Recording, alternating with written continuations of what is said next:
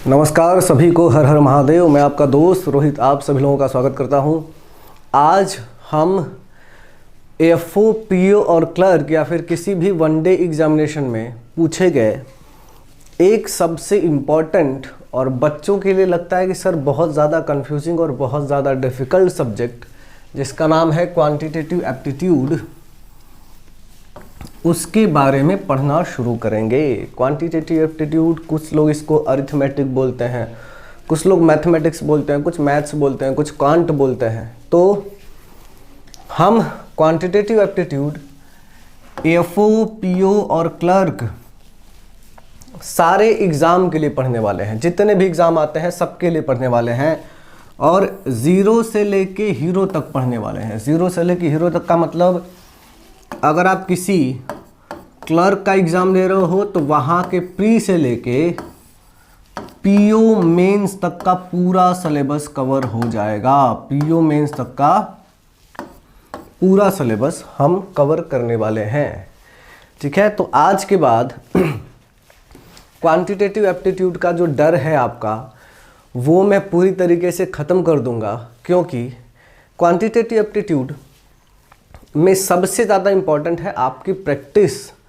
और मैं क्लास में ही इतनी प्रैक्टिस करवा दूंगा, क्लास में ही इतनी प्रैक्टिस करवा दूंगा कि आपको कहीं और से कुछ पढ़ने की ज़रूरत भी नहीं पड़ेगी। जी हाँ, एक टॉपिक के हम 50-60 क्वेश्चन क्लास में ही डिस्कस करने वाले हैं।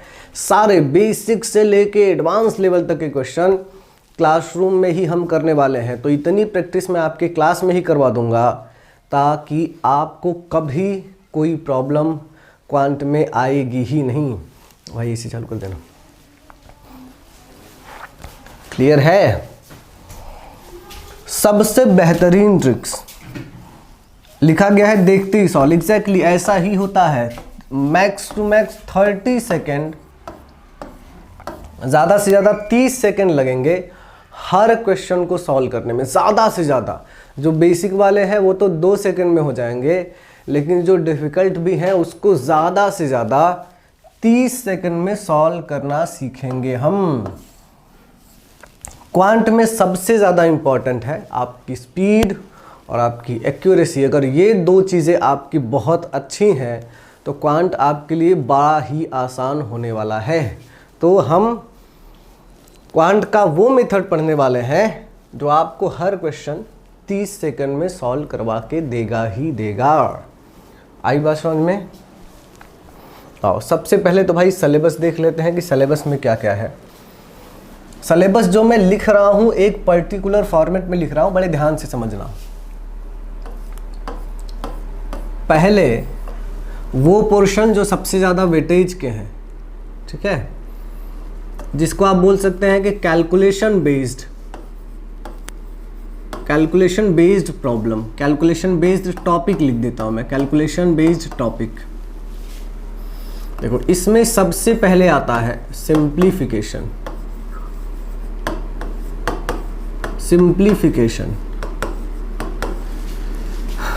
5 से लेके 10 मार्क्स तक एग्जाम में अब तक आया हुआ है। अब इसकी खासियत ये है कि ये 5 सिंप्लीफिकेशन के क्वेश्चन करने के पीछे हर बच्चा पढ़ता है, चाहे वो क्लर्क का हो, चाहे पीओ का है, एएफओ का है। लोग इसी के पीछे ज़्यादा भागते हैं। उनको लगता है कि ये 5 कर लिया तो काम तो हो ही जाएगा। भाई ये 5 सारे लोग कर रहे हैं। ये इतने साल से पूछा जा रहा था, इतने साल से ये क्वेश्चन पूछा जा रहा था कि अब तो कोई ऐसे भी एग्ज़ाम हैं, बैंक और इंश्योरेंस के ही, जहाँ पे सिंप्लीफिकेशन अब पूछ ही नहीं रहे हैं। जी हाँ, मैं जानता हूँ 2019 में कुछ ऐसे एग्जामिनेशंस हुए थे जिसमें भाई सिंप्लीफिकेशन तो पूछ ही नहीं रहे हैं। तो इसके भरोसे एग्ज़ाम में जाना सही नहीं है, माइंडसेट बदलना है। सिंप्लीफिकेशन के भरोसे एग्ज़ाम में नहीं जा सकते। मान लो सिंप्लीफिकेशन आया ही ना तो क्या करोगे? और क्या गारंटी है कि सिंप्लीफिकेशन के जो कैलकुलेशन वाले क्वेश्चन हैं 5 के 5 कर सकते हो? देखो, सिंप्लीफिकेशन एग्ज़ाम में इसलिए दिया जाता है कि 5 में से 3-4 क्वेश्चन तो बच्चा सॉल्व कर लेगा, 4 मार्क्स मिल जाएंगे। लेकिन एक क्वेश्चन डेफिनेटली उसमें ऐसा होता है कि बच्चों को ऐसा लगता है कि सर सॉल्व तो मैं कर लूँगा, लेकिन बहुत लेंदी होता है, तो 4 मार्क्स तो यहाँ मिले। बाकी आपका 2-3 मिनट जो चला जाता है ना सिंप्लीफिकेशन में, उससे 4-5 मार्क्स माइनस भी तो हो गए हैं। तो आप समझना कि सिंप्लीफिकेशन के भरोसे जाना बेवकूफ़ी वाला काम है। ये तो सब कर रहे हैं, सारे लोग कर रहे हैं। दूसरा नंबर सीरीज,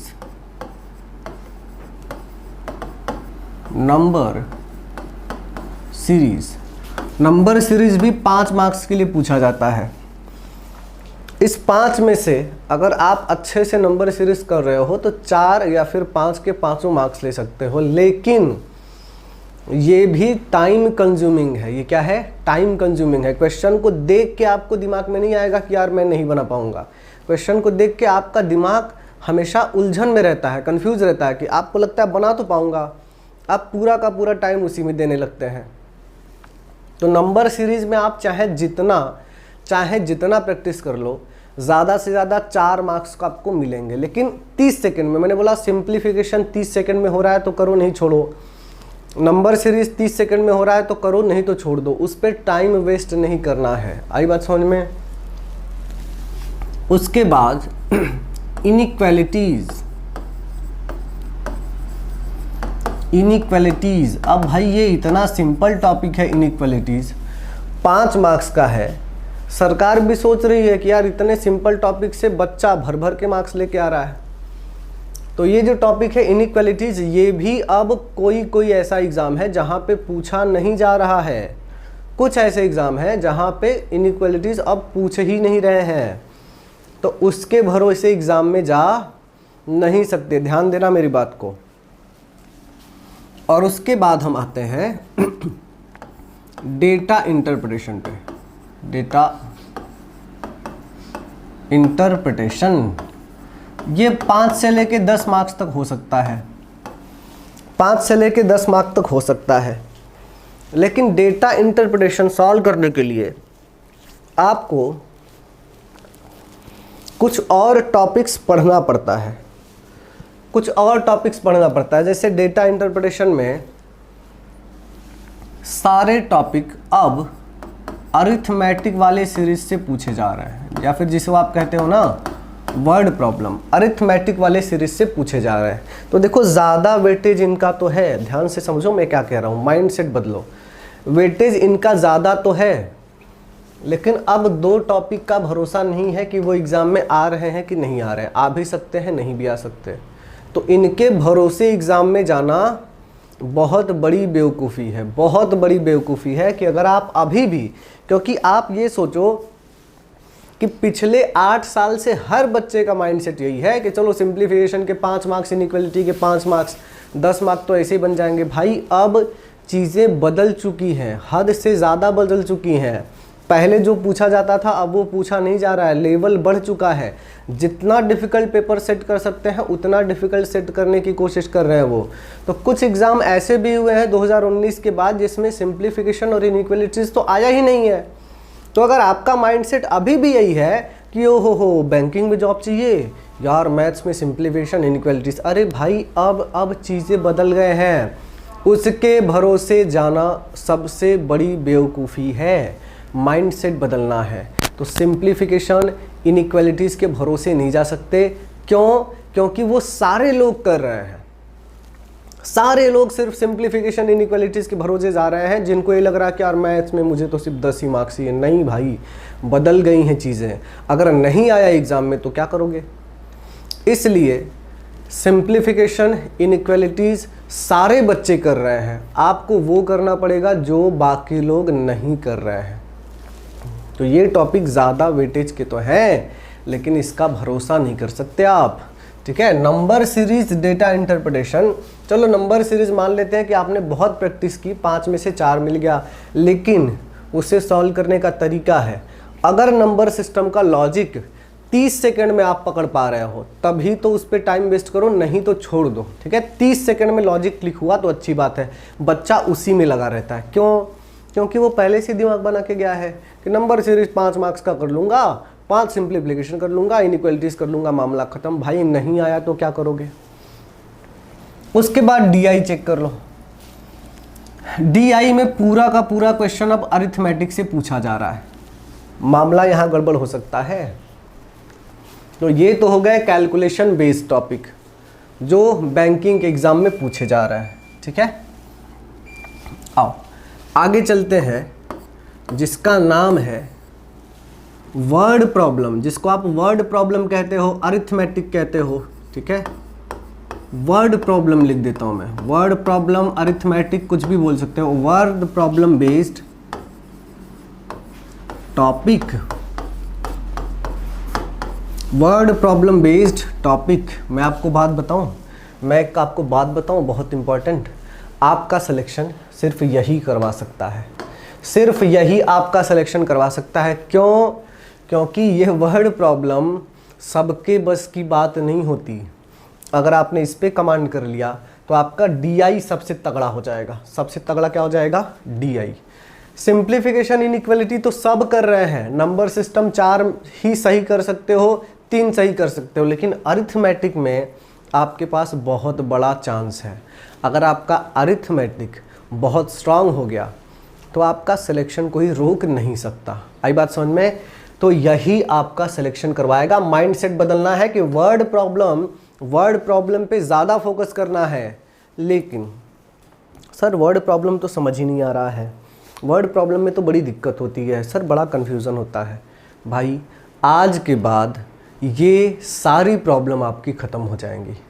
प्रॉब्लम आ रहा है हम हैं, कन्फ्यूज़न आ रहा है हम हैं, चीज़ें समझ नहीं आ रही हैं हम हैं, ज़्यादा टाइम लग रहा है हम इसीलिए तो हैं। भाई मेरा वादा है आपसे, किसी भी क्वेश्चन का आंसर 30 सेकंड से ज़्यादा का नहीं होगा, पहली चीज़ की guarantee.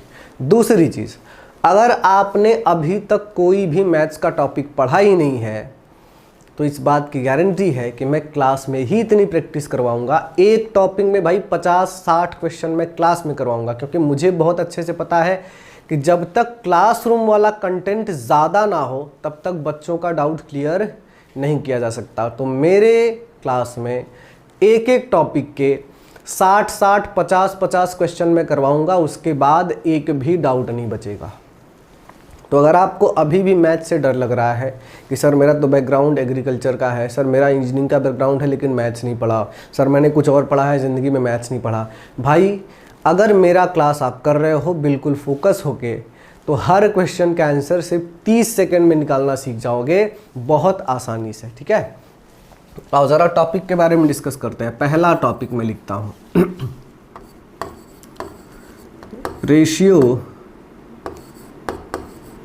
Ratio and proportion. Ratio proportion, इसी रेशियो एंड प्रपोर्शन में एजेस भी आ जाता है और इसी में पार्टनरशिप भी आ जाता है। रेशियो एंड प्रपोर्शन, एजेस और पार्टनरशिप, 3 अलग अलग नाम है लेकिन कंसेप्ट लगभग एक ही यूज होता है। Ratio and proportion, ages, partnership, ठीक है। दूसरा परसेंटेज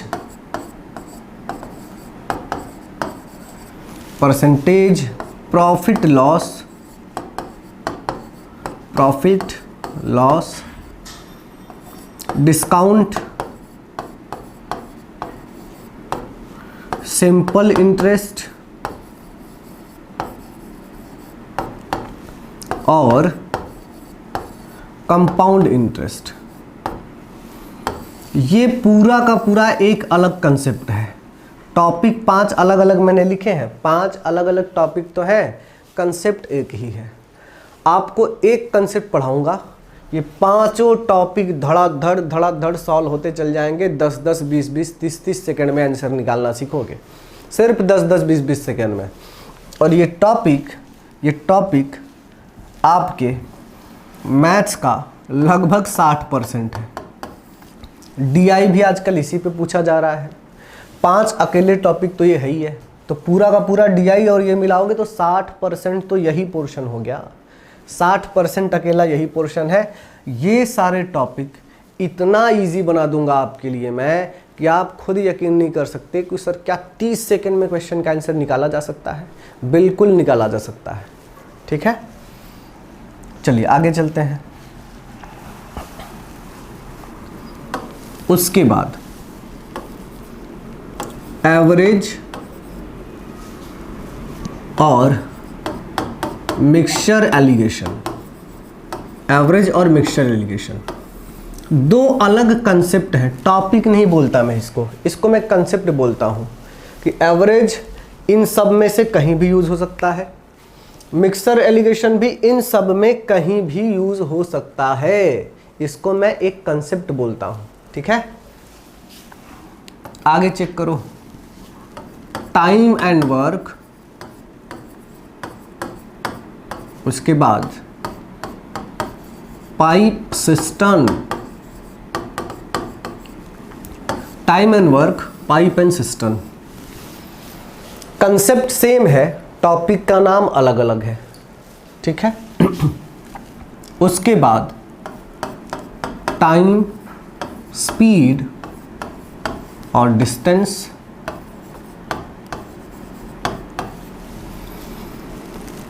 ट्रेन के क्वेश्चन भी इसी में आते हैं, and boat and stream. Boat and stream, time, speed, distance, train, boat and stream. तीन अलग अलग टॉपिक तो हैं लेकिन कंसेप्ट सेम है, सारे सेम कंसेप्ट हैं। जो कंसेप्ट मैं इसमें पढ़ाऊंगा ना वो सारे जगह अप्लाई होते चले जाएंगे। तो टॉपिक को मत पकड़ो, टॉपिक का नाम पकड़ोगे ना तो सरदर्द बढ़ेगा। आपको लगेगा अरे सर 3 टॉपिक ये हो गए, 5 ये हो गया, 2 इधर 2 इधर 3 इधर, सर ये तो बड़े टॉपिक है। भाई टॉपिक है ही नहीं, कंसेप्ट सीखना है। पूरा का पूरा मैच कंसेप्ट के बेस पे चलता है। कंसेप्ट सेम है तो टॉपिक कितने भी रहने दो, कोई प्रॉब्लम नहीं आती। अच्छा, यहाँ तक हमारा अरिथमेटिक का पोर्शन आता है। भाई मैंने बोला ना कि 70% चांस है यही सिलेक्शन करवाएगा, यही अरिथमेटिक, यही वर्ड प्रॉब्लम सिलेक्शन करवाएगा आपका, बाकी कोई सिलेक्शन नहीं करवा सकता। ये सारे टॉपिक ना भाई दिखने में अच्छे हैं, दिखने में बड़े सुंदर दिखते हैं क्योंकि ज़्यादा मार्क्स का है, वेटेज ज़्यादा है, लेकिन अंदर कुछ नहीं है। वेटेज अगर ज़्यादा है तो टॉपिक ऐसा है कि सिंपल है, सारे लोग उसी के पीछे भाग रहे हैं भाई। तो जिसके पीछे सारे लोग भागेंगे उसमें कंपटीशन कहाँ है? कोई कंपटीशन नहीं भाई, सारे लोग भाग रहे हैं उसके पीछे। कंपटीशन नाम की चीज़ ही नहीं है, सारे लोग वही कर रहे हैं भाई। सब लोग वो मार्क्स ले सकते हैं। कंपटीशन तो यहाँ बढ़ेगा जब कोई कर नहीं पाएगा, कोई कर सकता है। यहाँ पे बहुत बड़ा चांस है। अगर आपने वर्ड प्रॉब्लम तगड़ा बना लिया तो आपका सिलेक्शन कोई रोक ही नहीं सकता। माइंडसेट बदलनी है, माइंडसेट बदलो, इसके पीछे भागना नहीं। ये दिखने में अच्छा है, बड़े अच्छे दिखते हैं, सूट बूट पहन के 5 मार्क्स वाले हैं, लेकिन भरोसा नहीं है, ठीक है। अच्छा, कुछ ऐसे टॉपिक भी हैं जिनका कोई फिक्स हिसाब किताब नहीं है कि पूछे जाएंगे कि नहीं पूछे जाएंगे। कभी कभी पूछ लिए जाते हैं, कभी कभी नहीं पूछे जाते, जिसको हम अनसर्टेन टॉपिक बोलते हैं। कुछ सर्टेनिटी नहीं है, जिसमें पहले आता है परमुटेशन एंड कॉम्बिनेशन, ठीक है। दूसरा प्रोबेबिलिटी, उसके बाद एरिया एंड वॉल्यूम। ये ऐसे टॉपिक हैं जिनका एग्जाम में कोई फिक्स नहीं होता कि आएंगे कि नहीं आएंगे। आ भी सकते हैं और नहीं भी आ सकते। किसी किसी एग्जाम में कोई क्वेश्चन नहीं मिलता, किसी किसी में 2-2 मिल जाते हैं, ठीक है। तो इतना पूरा पोर्शन हमारा मैथ्स का है। इसमें से अगर मैं आपको ये बोलूं कि भाई क्या क्या करना है, क्या क्या नहीं करना है, ज़रा चॉइस बताओ। मैंने बोला ना कि मैथ्स पढ़ना या फिर किसी सब्जेक्ट को पढ़ने के लिए जो माइंड सेट होना है वो अगर आपका सही है तो चीज़ें आपके लिए आसान होंगी, नहीं तो प्रॉब्लम हो जाएगी। अब कुछ बच्चे ये सोचते हैं कि सब कुछ इम्पॉर्टेंट नहीं है। कुछ टीचर भी कह देते हैं, इतने गधे टीचर होते हैं कि वो साफ साफ बोल देते हैं कि अरे सब कुछ इम्पॉर्टेंट नहीं है, ये करके जाओ। अरे मेरे भाई, अगर सब कुछ इम्पॉर्टेंट नहीं होता तो सब कुछ बुक में देने की ज़रूरत क्या है? अगर तुम इतने ही बड़े ब्रह्मा बन रहे हो खुद को कि क्या इम्पॉर्टेंट है क्या इम्पॉर्टेंट नहीं है वो तुमको पता होता तो तुम्हारा खुद सिलेक्शन होके नहीं बैठता। तुम्हारी हैसियत नहीं है ये बताने की कि क्या इम्पॉर्टेंट है क्या इम्पॉर्टेंट नहीं है। सब कुछ इम्पॉर्टेंट है, सब कुछ इंपॉर्टेंट है। अगर तुम्हें ये पता चल जाए कि ये इंपॉर्टेंट है तो तुम भाई अलग से कंसल्टेंसी खोज लोगे, वो 4 इंपॉर्टेंट टॉपिक बच्चों को पढ़ा दोगे, हर बच्चों का सिलेक्शन होगा, हर बच्चे सेलेक्ट हो जाएंगे। तो तुम कोई नहीं होते ये बोलने वाले कि ये इंपॉर्टेंट है, ये इंपॉर्टेंट नहीं है। किसी की ये हैसियत ही नहीं है कि ये बोल दे कि इस सब्जेक्ट में ये इंपॉर्टेंट है, ये इंपॉर्टेंट नहीं है। बेटा जो इंपॉर्टेंट होता है वही सिलेबस में दिया जाता है, जो इंपॉर्टेंट नहीं है उसे सिलेबस में देंगे क्यों? तो इन सब में से कभी ये मत सोचना कि सर ये इंपॉर्टेंट है, ये इंपॉर्टेंट नहीं है।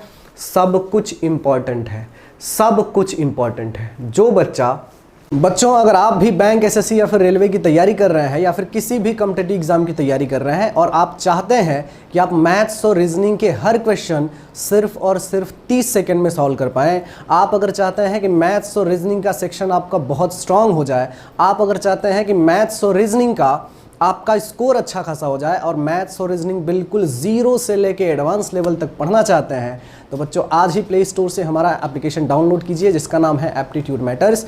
बच्चों वहाँ पे मैथ्स और रीजनिंग की कुछ क्लासेस मैंने फ्री में रखी हुई हैं, आप देखिए और आज ही हमसे जुड़िए। आपका बहुत बहुत धन्यवाद। ये समझ के पड़ता है कि सब कुछ इम्पॉर्टेंट है, उसके साथ कभी धोखा नहीं होता, कभी धोखा नहीं होता, क्योंकि सब कुछ पढ़ रहा है, कुछ भी एग्जाम में आ जाने दो, सब कुछ सॉल्व कर सकता है। और एग्जाम में बैठने के लिए यही एटीट्यूड रखो कि कोई भी टॉपिक हो, आपका हर टॉपिक पे कमांड बिल्कुल तगड़ा होना चाहिए। अगर तुम अभी भी इस बात पे कंफ्यूज हो कि ये इंपॉर्टेंट है, ये इंपॉर्टेंट नहीं है, तो बेटा ज़िंदगी के 2-4 साल और निकल जाएंगे तुम्हारे। इसलिए बोल रहा हूँ कि एटीट्यूड बदलो, माइंडसेट बदलो। हर टॉपिक का एक एक क्वेश्चन इंपॉर्टेंट है और हर सब्जेक्ट का एक एक टॉपिक इंपॉर्टेंट है। कोई ये नहीं बोल सकता कि ये इंपॉर्टेंट है, ये इंपॉर्टेंट नहीं है। सब कुछ इंपॉर्टेंट है और सब कुछ करना है। आई बात समझ में? तो माइंडसेट बदलो और एटीट्यूड तगड़ा रखो। जब आप ये सोचते हो ना कि सब कुछ पढ़ना है और हर टॉपिक पे कमांड करनी है, तो तुम्हारे अंदर एक अलग एनर्जी आती है, मेहनत करने की आदत तुम्हारी मेहनत करने की होनी चाहिए। जिस दिन तुमने लिमिटेशन डाल दिए ना कि यार ये 4 चीज़ें सही है, उस दिन तुम अपनी कैपेबिलिटी का 90% हिस्सा तो तुरंत बर्बाद कर दे रहे हो, क्योंकि तुम्हें लग रहा है कि थोड़ा सा ही है इंपॉर्टेंट, यही कर लेंगे। जो इस इंपॉर्टेंट और इम्पॉर्टेंट नहीं है के चक्कर में पड़ते हैं ना, वही बर्बाद होते हैं 2-4 साल। जो बच्चा मेहनत से हर टॉपिक पे बिल्कुल कमांड करने की कोशिश करता है, अगले 6 महीने में सेलेक्ट होकर वो निकल जाता है। और जो होशियार चंद्र घूमते रहते हैं ना कि ये इंपॉर्टेंट है, वो इंपॉर्टेंट नहीं है, वो 2-4 साल निकालते हैं। तो मास्टर स्टेटमेंट याद रखो मेरे बच्चों कि सब कुछ इंपॉर्टेंट है, सब कुछ इंपॉर्टेंट है और हर टॉपिक में कमांड मैं बनवाऊंगा आपकी। कोई भी टॉपिक डिफ़िकल्ट होता ही नहीं है और कोई भी टॉपिक ईजी नहीं होता। ईजी और डिफ़िकल्ट तुम्हारे अंदर है। जो तुमको आता है वो तुम्हारे लिए ईजी है, जो तुमको नहीं आता है वो तुम्हारे लिए डिफ़िकल्ट है। तो अगर डिफ़िकल्ट को ईजी बनाना है तो क्या करना पड़ेगा? सर जो नहीं आता उसे सीख लो, काम ख़त्म। अगर आज तुम्हारे लिए कंपाउंड इंटरेस्ट बहुत डिफ़िकल्ट है और मैं कल की क्लास ऐसी पढ़ा दूं आपको कि कंपाउंड इंटरेस्ट में बिल्कुल मास्टर बन जाओ, प्रॉब्लम ही ख़त्म हो गई। जो पहले डिफ़िकल्ट था अब तुम्हारे लिए ईजी हो गई। तो समझना टॉपिक कोई डिफ़िकल्ट नहीं है, जो नहीं आता वो डिफ़िकल्ट है, जो आता है वो क्या है? ईजी है। ठीक है, इस माइंडसेट से हर एक टॉपिक, हर एक क्वेश्चन बहुत ध्यान से और फोकस होकर आपको पढ़ना है। बिल्कुल मत सोचो मेरे बच्चों कि ये इंपॉर्टेंट नहीं है, ये इंपॉर्टेंट। आई बात समझ में? तो इतना सिलेबस हमें बहुत अच्छे से करना है। ठीक है, चलिए मैथ्स पढ़ने के लिए जो शुरुआत हमें करनी पड़ती है ना, सिंप्लीफिकेशन से करनी पड़ती है, क्योंकि मैथ्स आप तभी सॉल्व कर सकते हो, उसमें स्पीड आपकी तभी आ सकती है जब आपके कैलकुलेशन का तरीका थोड़ा अलग हो और फास्ट हो। क्या बोला मैंने? कि कोई भी मैथ्स का टॉपिक अगर पढ़ना है तो कैलकुलेशन आपका बड़ा तगड़ा होना चाहिए। वहीं से शुरू करते हैं। सबसे पहले काम करेंगे अपने कैलकुलेशन पे। किस पे काम करेंगे भाई? हम अपने कैलकुलेशन पे काम करेंगे, कैलकुलेशन को तगड़ा बनाएंगे, कैलकुलेशन के लिए अलग चीज़ें खोजेंगे, कैलकुलेशन फास्ट हो उसके लिए कुछ कंसेप्ट सीखेंगे, कुछ ट्रिक्स सीखेंगे। ठीक है, देखो मैं सिंप्लीफिकेशन की बात करूं तो सिंप्लीफिकेशन में क्या आ सकता है, सिंप्लीफिकेशन में क्या आता है, या फिर पूरे मैथ्स की बात करूं तो पूरे मैथ्स में क्या आता है सर? पूरे मैथ्स में एडिशन आएगा, सब्सट्रैक्शन आएगा, मल्टीप्लिकेशन आएगा, डिवीजन आएगा, ठीक है, डेसिमल आ सकता है, डेसिमल्स आ सकते हैं, डेसिमल्स नहीं आएगा तो फ्रैक्शन आएगा, फ्रैक्शन मतलब p बाई क्यू का फॉर्म। डेसिमल का मतलब क्या? डेसिमल का मतलब जैसे 0.3 लिख दिया, ऐसे डेसिमल, डेसिमल आ सकता है, फ्रैक्शन आ सकता है, सर स्क्वायर आ सकता है, या फिर स्क्वायर रूट आ सकता है, सर क्यूब आ सकता है, या फिर क्यूब रूट आ सकता है, यही सब आएगा, इसके अलावा कुछ नहीं आता। पूरे सिंप्लीफिकेशन में या फिर पूरे मैथ्स की मैं बात करूं तो addition, subtraction, division, multiplication, decimal, fraction, square, square root, cube और क्यूब रूट, इसके अलावा तो कुछ आता ही नहीं है। लेकिन इस पे भी थोड़ी सी अगर मेहनत कर ली जाए ना तो जो क्वेश्चन को सॉल्व करना और क्वेश्चन को समझना दो अलग अलग चीज़ें हैं। क्वेश्चन समझ में तो आ गया आपके, लेकिन क्वेश्चन को सॉल्व करने के लिए कैलकुलेशन तो करना पड़ेगा ना, तो कैलकुलेशन थोड़ा फास्ट आपका होना चाहिए। तो पहले हम मेहनत करेंगे कैलकुलेशन को फास्ट बनाने की, ठीक है। आओ आगे चलते हैं। अच्छा, इसमें से सबसे ज़्यादा आपको क्या मिलेगा पता है? सबसे ज़्यादा मिलेगा आपको एडिशन और सब्सट्रैक्शन, सबसे ज़्यादा एडिशन और सब्सट्रैक्शन मिलेगा, और मल्टीप्लिकेशन थोड़ा सा आपके लिए कॉम्प्लिकेटेड हो सकता है। क्या हो सकता है? कॉम्प्लिकेटेड, डिफिकल्ट नहीं, डिफिकल्ट नहीं। डिफिकल्ट का मतलब जिसे करने के लिए बड़ी मेहनत लगती, कॉम्प्लिकेटेड का मतलब होता तो है, थोड़ा टाइम कंज्यूमिंग है, ठीक है। तो पहले कैलकुलेशन पे काम करते हैं, ठीक। मैथ्स पढ़ने के लिए क्या क्या चीज़ें ज़रूरी हैं? कुछ धुरंधर बोलते हैं क्या 20 तक का टेबल याद रखो। भाई किसको याद है?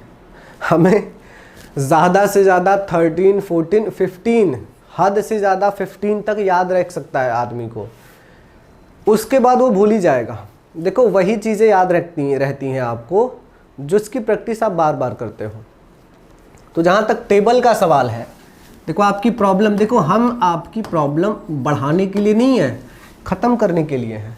देखो यार, मेमोरी आदमी की ऐसी है ना, बचपन में भी कुछ लोग ऐसे होते थे जिनको 20 तक का टेबल नहीं याद हुआ, चाहे जितना मार खाए हो। पहले दूसरे में मार खा लिया होगा, तीसरे में बोलेंगे चलो अब तो टेबल पूछता ही नहीं। भाई तीसरी के बाद टेबल कौन पूछता है? तो बचपन में भी जिन लोगों ने याद नहीं किया उससे तुम कह रहे हो कि टेबल याद करो। यार तुम टीचर हो कि तुम क्या हो? तुम टीचर इसलिए बने हो ताकि तुम्हारी चीज़ें आसान बना सकूं मैं। अब मैं बोल दूं यार टेबल याद करके बोलो, बच्चा बोलेगा कि क्या सर, मैं इंजीनियरिंग बैकग्राउंड का हूं, मेरा एग्रीकल्चर में ग्रेजुएशन हो चुका है, ग्रेजुएशन के बच्चों को बोलोगे टेबल याद करो। तो बच्चों अगर आपको टेबल 1 से लेके 20 तक याद है तब तो बहुत अच्छी बात है, तब तो बहुत अच्छी बात है, ठीक है। लेकिन याद नहीं है तो कोई फ़र्क नहीं पड़ता, याद नहीं है तो कोई फ़र्क नहीं पड़ता। आपको टेबल याद है तो बहुत अच्छी बात है, नहीं याद है तो कोई फ़र्क नहीं पड़ता। गलती से भी ये मत सोचना कि सर मुझे नहीं याद है, हो सकता है कैलकुलेशन बड़े आसान से हो सकता है। हाँ, टेबल याद रहने से क्या होता है ना कि आप थोड़े फास्ट बन जाते हो, तो याद कर लोगे तो ज़्यादा अच्छा है। नहीं याद करोगे तो कोई प्रॉब्लम नहीं है, उसका भी तोड़ निकालेंगे हम, ठीक है। दूसरी चीज़ स्क्वायर। देखो स्क्वायर बच्चों आपको 1 से लेके 25 तक, 1 से लेके 25 तक याद है तो बहुत अच्छी बात है, नहीं तो 1 से लेके 20 तक का रट लो, बिल्कुल 1 से लेके 20 तक का रट लो, बिल्कुल अच्छे से रट लो, ये तो होना ही चाहिए, ठीक है। नहीं है तो कोई बात नहीं है, बस कैलकुलेशन आपको थोड़ा स्लो होगा, लेकिन कैलकुलेशन फास्ट बनाने की बात कर रहे हैं हम। तो 1 से लेके 20 तक का तो बिल्कुल रट लो, रटना बड़ा आसान है। क्या करना है पता है? 1 से लेके 20 तक का स्क्वायर दिन में 3-3 बार लिखना शुरू करो और 5 दिन लिखो, सब कुछ रट जाएगा, सब कुछ रट जाएगा, ठीक है। आओ आते हैं क्यूब पे। सर क्यूब कहाँ तक याद होना चाहिए? भाई 1 से लेके 20 तक का याद है तो बहुत अच्छी बात है, नहीं तो 1 से लेके 10 तक का तो याद रखो ही रखो। 1 से लेके 12 तक का, 1 से लेके 12 तक का क्यूब याद रखो ही रखो। तो जब ये चीज़ें आप कर लेते हो ना, तो आप मान के चलो कि मैथ्स की लगभग 20 से 40% चीज़ों का तोड़ आपने निकाल लिया। आपको टेबल याद है अगर अच्छे से, आपको स्क्वायर रूट याद है, स्क्वायर याद है तो स्क्वायर रूट भी याद हो जाएगा, क्यूब याद है तो क्यूब रूट भी याद हो जाएगा। तो ये कुछ बेसिक चीज़ें हैं, जब आप इसमें काम करना शुरू करते हो तो आपका कॉन्फिडेंस बढ़ता है। देखो कन्फ्यूज़न वहीं आती है जब कैलकुलेशन में फंस जाते हो, तो यहाँ फंसना नहीं है भाई, ठीक है। 1 से लेकर 20 तक का टेबल याद है तो बहुत अच्छी बात है, याद कर लोगे तो और भी अच्छा है, आपके लिए बहुत अच्छा होगा, कैलकुलेशन फास्ट होगा। नहीं याद है तो 1 से लेकर 12, 13, 15 तक तो याद कर ही लो, उसके बाद का मैं आपको तोड़ बता दूंगा। स्क्वायर 1 से 25 तक याद है तो बहुत अच्छी बात है, नहीं तो 1 से 20 तक तो करना ही करना है। और 1 से 20 तक का क्यूब याद है तो बहुत अच्छी बात है, नहीं तो 1 से लेकर 12 तक का याद तो कर ही लो, आपको बहुत काम आएगा। आई बात समझ में? आओ तो देखो यहीं से चीज़ें शुरू करते हैं। सर सबसे पहले प्रॉब्लम ही ख़त्म करते हैं टेबल याद करने का, सबसे पहले टेबल ही याद करने का प्रॉब्लम ख़त्म करते हैं। देखो टेबल जहाँ तक याद होता है ना बच्चों को, टेबल बच्चों को जहाँ तक याद होता है वो है 1 से लेके 10, 1 से लेके 10, यहाँ तक तो सबको याद ही होता है। अच्छा कुछ महान विभूतियाँ ऐसी भी है ना जिनको 9 के टेबल में भी प्रॉब्लम होता है, तो भाई मैं तुम्हारे हाथ जोड़ता हूँ 1 से 10 तक तो कर ही लेना यार, इतनी तो कृपा हम पे कर दो, ठीक है। 1 से लेके 10 तक तो कर ही लेना। आगे बढ़ते हैं, हमें सिर्फ तोड़ निकालना है 11 से लेके 12 तक का। किसका तोड़ निकालना है? 11 से लेके 20 तक का, 11 से लेके 20 तक का तोड़ हमको निकालना है। 11 से लेके 20 तक का तोड़ निकालना है। अगर टेबल सर गलती से भूल गया, देखो क्योंकि टेबल याद रख पाना ज़्यादा टाइम तक भाई आसान काम नहीं है। आज आप रट लोगे, कल रट लोगे, 10 दिन बाद भूल जाओगे, तो क्यों ऐसी चीज़ें करना है? भूलना तो तय है, क्योंकि भाई तुमने बचपन में बहुत रटा है, लेकिन आज तो भूल चुके हो ना तुम। हर बच्चा भूल चुका है, कोई भी ग्रेजुएट ऐसा नहीं है जिसको 20 तक का टेबल याद हो, तो भूलना तो तय है। तो भाई जो भूल सकते हैं ना उसे याद मत रखो, कुछ अलग तोड़ निकालते हैं। तो सबसे पहले 11 से चीज़ों को मल्टीप्लाई करना सीखते हैं। 11 का टेबल बड़ा आसान है सर, वैसे भी मल्टीप्लिकेशन बहुत आसान होता है। आसान होने का मतलब जितना आसान हो सकता है उतना आसान बनाओ। 11 का टेबल सबको याद है, कर तो लेते हैं, लेकिन जितना आसान हो सकता है उतना आसान बनाते हैं हम। आओ समझते हैं, जैसे 13 इंटू 11 करना हो, ठीक है, जैसे 123 इंटू 11 करना हो, समझना बड़े ध्यान से मेरे बच्चों, जैसे 243 इंटू 11 करना हो, जैसे 3215 इंटू 11 करना हो। कैसे करेंगे सर? 11 का टेबल तो सबको याद है, बहुत अच्छी बात है, लेकिन इसके अलावा भी कोई चीज़ ऐसी है जो बहुत आसानी से मल्टीप्लिकेशन करवा सकती है। क्या है वो? देखो 11 में कितने भाई? 2 1 आते हैं, 2 1 आते हैं, तो 2 के पेयर में एडिशन करो। 2 के पेयर में क्या करो भाई? एडिशन करो। जैसे 13 लिखा है ना, तो पहले 3 से शुरू करो, 3 लिख दो नीचे, ठीक। उसके बाद 3 के आगे वाला नंबर ऐड करो, 3 1 4 लिख दो। उसके बाद लास्ट वाला नंबर 1 उसे लिख दो। हो गया आपका मल्टीप्लिकेशन 143।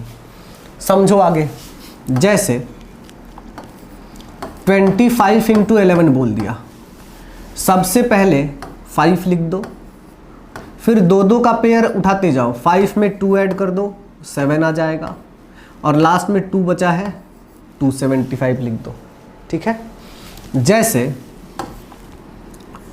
72 इंटू 11 बोल दिया, तो सबसे पहले 2 लिख दो, फिर 2 से 7 ऐड करो 9, और लास्ट में क्या है 7, ये लिख दो। हो रही हैं चीज़ें क्लियर? बहुत ध्यान से समझना, पूरा फोकस सिर्फ समझने पे देना है। लिखने की ज़रूरत आपको बाद में भी पड़ सकती है, तो लिख भी सकते हैं। दोबारा जब वीडियो देखिएगा ना तो लिख लीजिएगा। वैसे मैं इतने आसानी से समझा रहा हूँ कि साथ साथ मेरे आप लिख भी सकते हैं, ठीक है। लेकिन पूरा फोकस समझने पे देना वीडियो में, क्योंकि दोबारा जब लिखने की बात आएगी तो दोबारा लिख लेना। आई बात समझ में? चलिए इसको ज़रा समझते हैं, बड़े ध्यान से देखना। पहले 3 लिख दो, यूनिट डिजिट से शुरू करो, फिर अगला वाला नंबर ऐड करो, 3 2 कितना 5 आ जाएगा। फिर 2 में अगला वाला नंबर ऐड करो, 2 1 कितना 3 आ जाएगा। और लास्ट में कितना बचा 1 बचा, तो क्या आ गया 1 2 5 3, ठीक है। जैसे 231 इंटू 11 बोल दिया तो 1 से शुरू करो, पहले 1 लिख दो, फिर 1 को 3 में ऐड करो 4, 3 को 2 में ऐड करो 5 और लास्ट में क्या बचा है 2। तो 2 5 4 और 1 हो रहा है क्लियर? क्या कर रहा हूं मैं सर, यूनिट डिजिट से शुरू करो और 2-2 के पेयर में चीज़ों को क्या करते जाओ, ऐड करते जाओ। इसे समझ लो, पहले 3 लिख दो, फिर 3 में 4 ऐड करो 7, 4 में 2 ऐड करो 6 और लास्ट में क्या 2 लिख दो।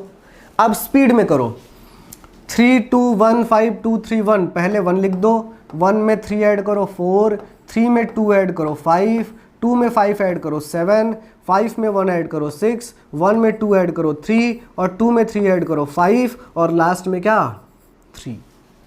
फर्स्ट वाला और लास्ट वाला लिखना बड़ा ज़रूरी होता है, उसे भूलना नहीं है। तो ये हो गया आपका 11 से मल्टीप्लिकेशन। एक और एग्जांपल ले लीजिए, 5 2 3 1 7 1 6 1 5 इंटू 11। सर क्या करना है?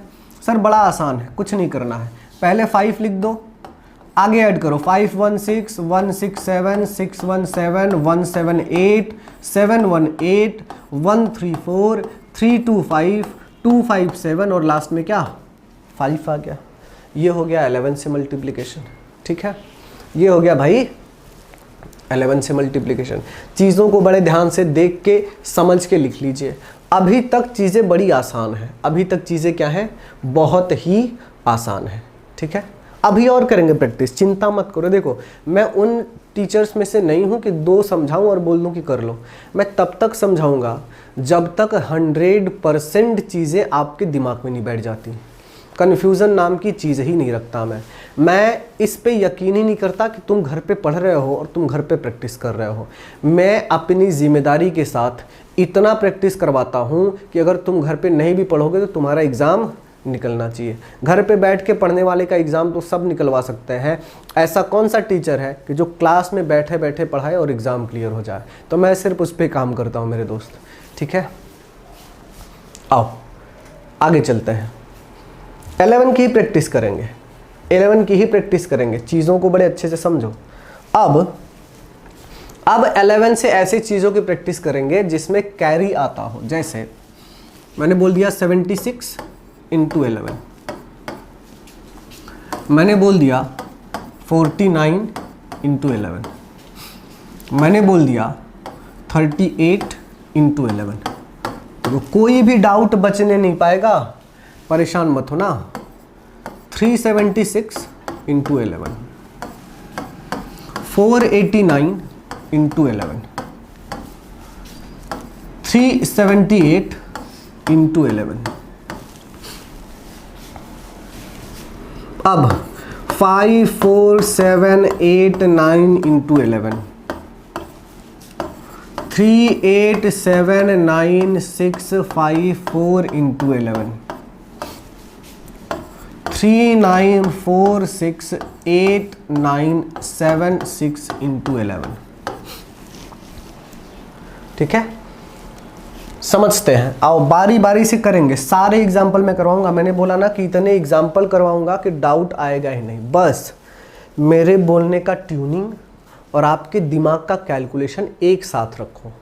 क्या करना है, पहले खुद से सोच लो कि मैं जो बोल रहा हूँ वो सही बोल रहा हूँ क्या, मतलब मेरा कैलकुलेशन और आपका कैलकुलेशन एक साथ रखो। आपका कैलकुलेशन दिमाग वाला, लिखने वाला नहीं, हाँ, दिमाग वाला कैलकुलेशन आपका और मेरा। आप बस मुझे चेक करो आप मान लो कि आप टीचर हो, मैं स्टूडेंट हूँ, आपके सामने मैं लिख रहा हूँ, चीज़ों को सॉल्व कर रहा हूँ, बस तुम जज करो, बस तुम चेक करो कि सर सही कर रहे हैं कि नहीं कर रहे हैं। ठीक है, बड़े ध्यान से समझना।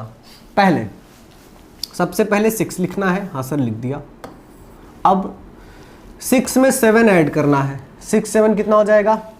13। 13 का 3 कैरी क्या 1 है ना, 1 7 पे जाएगा। लास्ट वाला नंबर लिखना होता है ना हमको, 1 7 पे चला जाएगा और 7 1 मिलके कितना बन जाएगा? 8 बन जाएगा। 8 3 6। नहीं समझा? आगे क्लियर करो। पहले 9 आएगा, उसके बाद 9 और 4 को ऐड कर दो। 9 4 कितना? 13। सर कैरी कितना? 1। 4 पे जाएगा। 4 1 कितना हो जाएगा? 5। ये हो गया आपका आंसर। कैरी वाली प्रॉब्लम बेसिक चीज़ है, बड़ी छोटी चीज़ है, लेकिन बच्चा वहाँ फंसता है। तो मैं बोल रहा हूँ ना भाई, छोटी सी छोटी चीज़ भी मिस नहीं होने पाएगी, छोटी से छोटी चीज़ भी मिस नहीं होने दूंगा मैं। आगे बढ़ते हैं। 8 लिख लो। 8 3 11। 11 का 1 कैरी कितना आया? 1 और 3 1 कितना? 4। 4 1 8। यही आंसर है, यही हमारा आंसर है। चलो इसको देखते हैं। पहले 6 आएगा। हाँ सर सही है। फिर 7 6 13 का 3 आएगा। कैरी 1 कहाँ जाएगा? कैरी 1 उस पे जाएगा जहाँ से आपको शुरू करना है। कैरी 1 किस पे जाएगा? जहाँ से आपको शुरू करना है। तो अब कहाँ से शुरू करना है? 7 से ना। अब 7 में पहले कैरी 1 ऐड करो। 7 1 8, 8 3 11, 11 का 1 कैरी फिर से 1। कैरी 1 अब किस पे जाएगा? 3 पे जाएगा। तो सर 3 1 कितना हो गया? 4।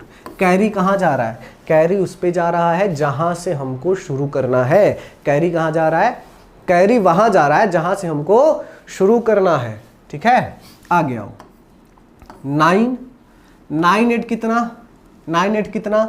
9 8 हो जाता है 17 का 7 कैरी कितना? 1। कैरी कितना? 1। आगे 8 1 9 9 4 हो जाता है कितना? 13 13 का 3 कैरी कितना? 1। 4 पे जाएगा और 4 1 कितना हो गया भाई? 5 हो गया। कितना हो गया? 5 हो गया। बिल्कुल बच्चों की तरह पढ़ाऊंगा मैं, बिल्कुल बच्चों की तरह पढ़ाऊंगा। जो बहुत इंटेलिजेंट है उनको पढ़ाना ना पढ़ाना कोई मतलब ही नहीं है, क्योंकि जो इंटेलिजेंट है वो दूसरे से पढ़ के क्या करेगा भाई। मैं सिर्फ उन बच्चों को पकड़ता हूँ जो कॉन्फिडेंस में बहुत नीचे है कि सर कॉन्फिडेंस आ नहीं रहा है। मेरा पूरा फोकस सिर्फ उसी बच्चे पे होता है जिसको ये लगता है कि सर मुझे मैथ्स बन नहीं रहा है। बेटा मास्टर बना दूंगा तुमको, मैं गारंटी है मास्टर बना दूंगा। बड़े ध्यान से चीज़ों को समझो बस। आगे चलो। 8 8 7 15 का 5 कैरी 1। ठीक है, अब 7 1 7 से शुरू करना है। 7 1 8 8 3 11 का 1 कैरी 1 और 3 1 कितना? 4। सर सब कुछ क्लियर हो गया, सर सब कुछ क्लियर हो गया। अब बड़े स्पीड में चीज़ें आगे चलेंगी, बस खाली मॉनिटर करो, लिखना नहीं है। सिर्फ मॉनिटर करो कि जो मैं लिख रहा हूँ वो सही है कि नहीं है। देखो 9 आएगा। 9 8 17 का 7 कैरी 1। फिर 8 1 9 9 7 16 का 6 कैरी 1। 7 1 8 8 4 12 का 2 कैरी 1। 4 1 5 5 5 10 का 0 कैरी 1। 5 1 कितना? 6। हाँ सर सही तो है, सही कर रहे हो सर आप बस चेक करो कि मैं सही कर रहा हूँ कि नहीं कर रहा हूँ। आगे बढ़ते हैं। पहले 4 4 5 9। ठीक है सर। 5 6 11 का 1 कैरी 1। 6 1 7 7 9 16 का 6 कैरी 1। 9 1 10 10 7 17 17 का 7 कैरी 1। 7 1 8 8 8 16 का 6 कैरी 1। 8 1 9 9 3 कितना? 9 3 कितना? 12 12 का 2 कैरी 1 और 3 1 कितना? 4 4। काम मैं कर रहा हूँ, काम मैं कर रहा हूँ, लेकिन कैलकुलेशन आपका फास्ट हो रहा है। मुझे वही तो करना है जो मैं यहाँ कर रहा हूँ, वो आपके दिमाग में बैठाना चाहता हूँ मैं। तो आप मुझे अगर करते हुए देख रहे हो और साथ साथ ये भी चेक कर रहे हो कि हाँ हाँ चीज़ें सही हो रही हैं, तो आपका काम हो गया भाई, आपका काम हो गया, बहुत आसानी से हो गया। ठीक है, चलो आगे चलते हैं। देखो 6 से शुरू करो। 6 7 13 का 3 कैरी 1। 7 1 8 8 9 17 17 का कैरी 1। ठीक है। 9 1 10 10 8 18 18 का 8 कैरी 1। 8 1 9 9 6 15 का 5 कैरी 1। 6 1 7 7 4 11 11 का 1 कैरी 1। 4 1 5 5 9 14, 14 का 4 कैरी 1, 9 1 10, 10 और 3 13, 13 का 3 कैरी 1 और 3 1 कितना 4 हो गया सर। बड़ा आसान हो रहा है, बड़ा फास्ट हो रहा है। तो भाई हमने बोला था कि हमें काम 11 से लेके 20 पे करना है, तो 11 पे तगड़े से काम कर लिया हमने। क्या किया हमने? 11 से तगड़े पे काम कर लिया। एक चीज़ और, कभी भी मैं आपको किसी फिक्स दायरे में नहीं डालना चाहता, फिक्स दायरे में डालना नहीं चाहता। हर बच्चे के दिमाग में हो सकता है कि चीज़ें उतनी ही सोचने को मिले, या फिर कोई कोई बच्चा क्या करता है ना, उसका एक क्यूरियोसिटी होता है। भाई सबके अंदर एक उत्सुकता होती है कि ओ हो ज़्यादा जानने की। ध्यान देना, मैं उस बच्चे की बड़ी रिस्पेक्ट करता हूँ, बहुत इज्जत करता हूँ कि जिनके दिमाग में ये आ जाता है कि ओ हो ये अगर ऐसा होगा तो क्या करना पड़ेगा। मैं उनकी बहुत रिस्पेक्ट करता हूँ, और ऐसे बच्चे मेरे फेवरेट होते हैं जो हर सिचुएशन को थोड़ा सा आगे सोचते हैं। ठीक है, तो आइए, अगर आपके भी दिमाग में वो आया होगा ना, जो मैं क्वेश्चन लिखने वाला हूँ, अगर वो भी आपके दिमाग में आया होगा तो आप मेरे फेवरेट हो भाई, आप सबसे पसंदीदा मेरे स्टूडेंट हो। क्या सर ऐसा क्या सोचना है? सर ऐसा क्या सोचना है? जब दिमाग चलाओगे ना तो अपने आप क्वेश्चन उठेंगे, और उसका डाउट देने के लिए मैं तैयार बैठा हूँ। आओ, क्या सोच सकते हैं? कुछ बच्चे इतने ज़्यादा स्मार्ट होते हैं, या फिर कुछ बच्चे के सोचने का तरीका इतना सही होता है कि वो ये सोचते हैं कि सर आपने ये तो करवा दिया, सर आपने ये तो करवा दिया। लेकिन अगर 76 इंटू 111 आ जाए तो क्या करेंगे? सर 11 का तो करवा दिया, 111 आ जाए तो क्या करेंगे? सर 736 इंटू 111 आ जाए तो क्या करेंगे? सर 546 इंटू 111 आ जाए तो क्या करेंगे? 325 लिखता हूँ, फिलहाल के लिए 325 लिखता हूँ। सर 3217 इंटू 111 आ जाए तो क्या करेंगे? सर 4215361712135223 आ जाए और 111 आ जाए तो क्या करेंगे सर? अगर आप भी ये सोच रहे हो तो आप मेरे सबसे फेवरेट स्टूडेंट हो। क्या कर सकते हैं सर? कुछ नहीं सर, बड़ा आसान है, बड़ा ही आसान है। मैंने आपको बोला था कि अगर 2 बार 1 है तो 2 का पेयर ऐड होगा। क्या बोला था मैंने? 2 बार 1 है तो 2 का पेयर ऐड होगा, और 3 बार 1 है तो 3 का पेयर ऐड होगा। 3 बार 1 है तो 3 का पेयर ऐड होगा। लेकिन शुरुआत हमेशा यूनिट डिजिट से करना है। आओ बड़े ध्यान से बात समझो। इधर 111 है, एक काम करते हैं, कम से कम 3 डिजिट तो चाहिए ना इधर। इसको 076 लिख देता हूं मैं। क्या लिख देता हूं मैं? 076 लिख देता हूं। ठीक है, समझना बड़े ध्यान से। मैंने क्या बोला? 3 बार 1 है तो 3 का पेयर ऐड करना है, लेकिन शुरुआत हमेशा यूनिट डिजिट से करोगे। आओ समझते हैं, बस फोकस करो समझने पे। लिखने का तो खुद से क्वेश्चन बना देना भाई। पहले 6 आएगा। क्या आएगा? 6 आएगा। ठीक, उसके बाद आगे बढ़ते हैं। हमेशा एक ही स्टेप आगे बढ़ा जाता है, ध्यान देना। तो इसको मैं थोड़ा मॉडिफाई करता हूँ भाई। ठीक है, क्वेश्चन थोड़ा मॉडिफाई करता हूँ मैं। अभी उतना डिफिकल्ट पे नहीं जाते हैं। मान लीजिए 16 को मल्टीप्लाई करना था, हमने एक 0 लिख दिया, 016। ठीक है, 016। चीज़ें समझना। तो सर शुरुआत तो 6 से करेंगे। अब एक स्टेप आगे जाएंगे हम। 6 1 कितना? 7। 6 1 कितना? 7।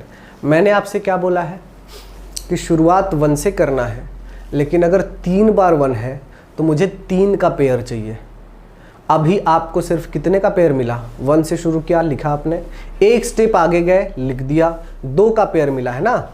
मुझे 3 का पेयर चाहिए, तो जब तक 3 का पेयर नहीं मिलता शुरुआत वहीं से करो। जब तक 3 का पेयर नहीं मिलता शुरुआत वहीं से करो। कहाँ से शुरू करेंगे? 6 से ही शुरू करेंगे। देखो 6 1 7, 7 और 0 कितना 7, 7 और 0 कितना 7। अब मुझे 3 का पेयर मिल गया, अब मुझे 3 का पेयर मिल गया। अब पहला वाला नंबर कैंसिल कर दो। अब क्या बचा है 1 और 0, 1 और 0 को ऐड करो कितना आ जाएगा 1 आ जाएगा सर, ठीक है। उसके आगे कुछ है नहीं है, इसको भी कैंसिल कर दो। और क्या बचा 0, 0 यहाँ लिखने का कोई मतलब है, कोई मतलब नहीं है सर। यानी आंसर आ जाएगा 1776। क्या आ जाएगा 1776। नहीं समझा, घबराने की जरूरत नहीं है। आगे बढ़ते हैं, सारी चीजें क्लियर हो जाएंगी। सबसे पहले 5 लिखो, फिर 5 + 2 करो 7। मुझे 3 का पेयर चाहिए, 3 का पेयर चाहिए। जब तक 3 का पेयर नहीं मिलता 5 से ही शुरू करना है। 5 से शुरू करो, 5 2 7, 7 3 कितना 7 3 हो जाएगा 10, 10 का 0। जैसे ही 10 का 0 लिखते हो पहला नंबर कैंसिल होगा और कैरी आएगा 2 पे। मैंने बोला ना कि जब 3 का पेयर मिल जाता है तो पिछला वाला नंबर छोड़ दिया करो। आई बात समझ में? चलो देखो 2 1 3 और 3 3 कितना 6। अब ये भी कैंसिल हो गया और लास्ट में कितना बचा 3, तो आंसर होगा 36075। सर अभी भी थोड़ा कंफ्यूजन है, सर अभी भी नहीं समझ रहा है, घबराओ मत, बिल्कुल मत घबराओ, बड़े ध्यान से समझो मैं क्या कर रहा हूं, मैं क्या करवाने की कोशिश कर रहा हूं।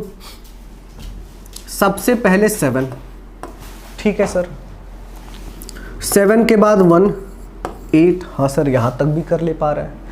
मैंने बोला तब तक वहीं से शुरू करो जब तक आपको 3 का पेयर ना मिल जाए। तो शुरुआत यहीं से होगी 7 1 8, 8 2 10, 10 का 0 लिखो, बाद में 7 कैंसिल करो और कैरी जो 1 होगा वो किस पे आएगा 1 से। क्यों?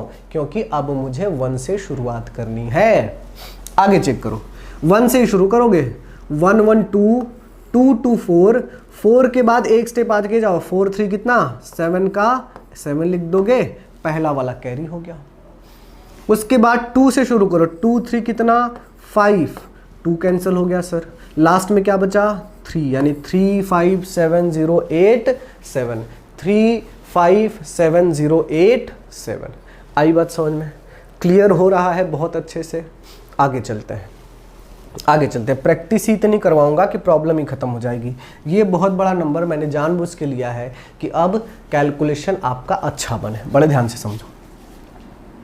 पहले 3 लिखेंगे सर, ठीक है, उसके बाद 3 2 5 लिखेंगे सर, ठीक है, लेकिन मुझे 3 पेयर चाहिए। जैसे ही 3 पेयर मिलता है ना, 3 के पेयर का एडिशन चाहिए हमको। शुरुआत 3 से ही करोगे, 3 2 5, 5 5 10, 10 का 0 कैरी 1 किस पे जाएगा 2 पे जाएगा। 3 कैंसिल कर दो, 3 कैंसिल करो, कैरी किस पे जाएगा 2 पे जाएगा। अब 2 से शुरू करो और 3 पेयर लिखो आगे के, 2 1 3, 3 5 सर कितना हो गया 8, और 8 3 कितना 11 का 1 लिखो और ये 2 कैंसिल करो, और 11 का जो कैरी है वो किस पे जाएगा 5 पे जाएगा सर। अब 5 से शुरू करो, 5 1 6, 6 3 9, 9 और 1 10, 10 का 0, 5 कैंसिल, कैरी 1 किस पे जाएगा 3 पे। क्या कर रहे हैं, आगे 3 3 से बढ़ते जा रहे हैं और पीछे से एक एक क्या करते जा रहे हैं कैंसिल करते जा रहे हैं। आगे 3 3 के पेयर से आगे बढ़ते जा रहे हैं और पीछे से एक एक लाइन क्या करते जा रहे हैं कैंसिल करते जा रहे हैं। चलो 3 से शुरू करना है, 3 1 4, 4 1 5, 5 2 7 का 7, कैरी कुछ नहीं है, अब कैंसिल क्या होगा 3 होगा। अब 1 से शुरू करो, 1 2 3, 3 1 कितना 4, 1 कैंसिल, 2 1 3, 3 7 10, 10 का 0, 2 कैंसिल, कैरी किस पे आएगा 1 पे आएगा। 1 से शुरू करो, 1 1 2, 2 7 9, 9 और 1, 10 का 0, 1 कैंसिल, कैरी किस पे आएगा 7 पे आएगा। 7 से शुरू करो, 7 1 8, 8 1 9, 9 और 6 15, 15 का 5, कैरी 1 इस पे जाएगा, 7 कैंसिल, ठीक है। 1 से शुरू करो, 1 2 3, 3 6 9, 9 और 3 12 का 2, 1 कैंसिल, कैरी 1 किस पे जाएगा 6 पे जाएगा। आगे बढ़ते हैं, ऊपर वाला रफ करता हूं मैं, ऊपर वाला मैं रफ करता हूं, ऊपर वाला रफ कर देता हूं ताकि चीजें आपको अच्छे से क्लियर हो पाए। 6 से शुरू करो, 6 1 7, 7 3 हो जाएगा 10, 10 5 15 का 5, 6 कैंसिल, कैरी 1 3 पे आ गया। सर 3 1 4, 4 5 9, 9 1 कितना 10, 10 का 0, 3 कैंसिल, कैरी 1 5 पे आएगा। 5 से शुरू करो, 5 1 6, 6 1 7, 7 2 कितना 9 लिख दो, कैरी नहीं आएगा, 5 कैंसिल। 1 से शुरू करो, 1 2 हो जाएगा 3, 3 4 हो जाएगा 7, अब 1 कैंसिल, बचा क्या 2, 2 4 कितना हो जाएगा 6, 2 कैंसिल, और लास्ट में क्या बचा 4 बचा, यानी 4 6 7 9 0 5। देखो यही करना है, सिर्फ और सिर्फ इतना ही करना है। आई बात समझ में? देखो चीज़ें कितनी आसान बन गई हैं, कितनी आसान बन गई है चीज़ें। क्या करना है क्लियर हो गया, बहुत अच्छे से क्लियर हो गया। क्या मैंने बड़ा सिंपल काम किया है, सिर्फ और सिर्फ क्या किया भाई, मैंने चीज़ों को 3-3 के पेयर में ऐड किया है, 3-3 के पेयर में ऐड किया है, और पीछे वाली चीज़ें कैंसिल करते जाओ, आगे बढ़ते जाओ। ठीक है सर, समझ में आ गया सर, समझ में आ जाएगा। लेकिन मैंने बोला ना कि जहाँ आप बैठे हो ना मेरे भाई, मैं भी वहाँ बैठ चुका हूँ, मुझे बहुत अच्छे से पता है कि बच्चे को डाउट कहाँ आता है। अब यहाँ तक सिर्फ चीज़ें 80% क्लियर होती हैं। कितनी? 80%। 90% तब हो जाता है जब मैं आपसे ये बोल लूँ कि मेरे बच्चों एक आखिरी एग्जाम्पल, आहा, बच्चों के चेहरे पे मुस्कान आ जाती है कि वाह वाह सर कितने अच्छे हैं। बेटा सर इसलिए अच्छे हैं क्योंकि सर ने भी वो दर्द महसूस किया है जो तुम प्रिपरेशन करते वक्त करते हो। जब चीज़ें समझ में नहीं आती ना तो बच्चा बिल्कुल असहाय महसूस करता है कि यार किससे पूछें। भाई फ्रेंड से पूछने में प्रॉब्लम है कि उसे ये ना पता चल जाए कि मैं गधा हूँ, मैं उससे पूछ रहा हूँ मतलब वो पूरे क्लास में फैला देगा ये तो गधा है। मैं चीज़ें समझता हूँ इसलिए उसी हिसाब से पढ़ाता हूँ कि जो तुम हो बेटा वही मैं कभी था। आई बात समझ में? चलो एक लास्ट एग्जाम्पल, बहुत बेहतरीन एग्जाम्पल, 3 7 4 1 2 3 4 2 3 2 7 8 1 5 3 1 2 इंटू 111।